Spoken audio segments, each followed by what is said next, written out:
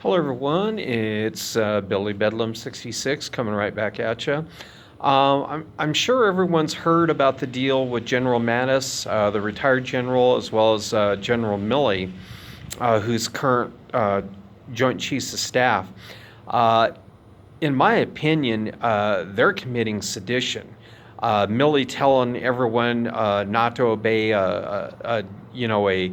to follow the Constitution, not obey unlawful order. Well, first of all, Trump gives the order to him, and then he gives it to the soldiers. It sounds to me like he's telling them, no matter what Trump says, we're not doing it. Trump should fire Milley and then get him for sedition. He should also call back General Mattis to active duty and then get him for sedition, because Mattis is going around talking to all the generals currently in the military saying, don't follow Trump's order no matter what he tells you about putting troops on the street, don't do it.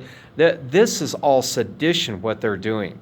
And you know, the troops, federal troops, have been used before. They were used in '92 during the Rodney King riots, and there's a reason why Trump wants to do it, and that's because the governors and the mayors won't let the police and National Guard do their job.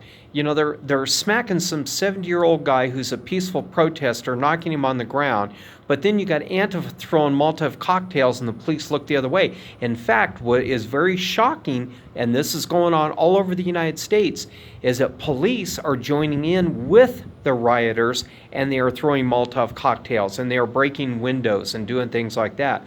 So Trump is going to need to get this all under control, because none of this is stopping. Don't listen to this media saying, "Oh, everything's peaceful now." Really? Then who's doing all the killing? Who's shooting the cops? Who's shooting the civilians? And who is burning down the buildings still? Ask yourself that. Who's doing all this that these guys are all peaceful? Now, the media is being its typical left-wing commie media, and I don't blame some cops for wanting to bust these people in the media upside the head, because all they're doing is reporting crap, and so I can't blame a cop for wanting to nightstick some of these people in the media. So, you know, wherever you are, beware of what's going on with this. If you can get video, put it on YouTube. It's great. Show them what the cops are doing, because they're doing some pretty bad things out there. Also, beware of Antifa. I just found out today we have Antifa in our town. 3 kids with Antifa t-shirts on walked by me, mouthed off, and then kept going. And then they stopped a car at the intersection and banged on the hood of the car and said, "Oh, wait for us," and just being real obnoxious. And they came back a little bit later, back by where I live, and they stood right down the street, because right down the street from me there is a medical clinic on the other side of the street. And they stopped and they sat in the parking lot and they looked back towards our apartment complexes up here where we live. And there was a guy out there, and he goes, "You see those kids over there?" He says, "This is like the 4th or 5th time they've been by here and are looking at the complex." And I said, "Yeah." I said, "They got Antifa t-shirts on." He goes, "Oh, great, just what we need." I said, "Yeah." So watch out for that. I've also noticed that there's a couple of very high-end vehicles driving around town, and these guys are taking pictures with their cell phones. I've caught them taking pictures of the police station, taking pictures of Arby's and McDonald's. So if you got that in your town, beware of it. And if you can, get pictures of their license plates and turn it into the cops, because the cops told me if I can get pictures of license plates, they'll run the plates to see if their rental vehicles are out of town, and then they'll track them down and stop them and ask them what they're doing. Because in my town, the cops don't want it. They said, "We don't need that here." They said, "We're a small town. We have nothing to do with big town politics. We don't want it here." But these guys don't care. This is how they operate. Stories once again coming out of several foreign newspapers that Russia is threatening to use nuclear weapons. They are not saying who they're going to use them against. More likely, you can figure it's probably the U.S. So I don't know what's going on there. I can't find the stories. It's just some people talking about it. So just to let you know about that. Also, Netanyahu has said that he will probably go in on July 1st. He says he might delay it a couple of days, but more than likely July 1st is the day he's going into the West Bank. And I can tell you right now, everybody's flipping out. Everybody is saying, that's not going to work. You're going to start a war.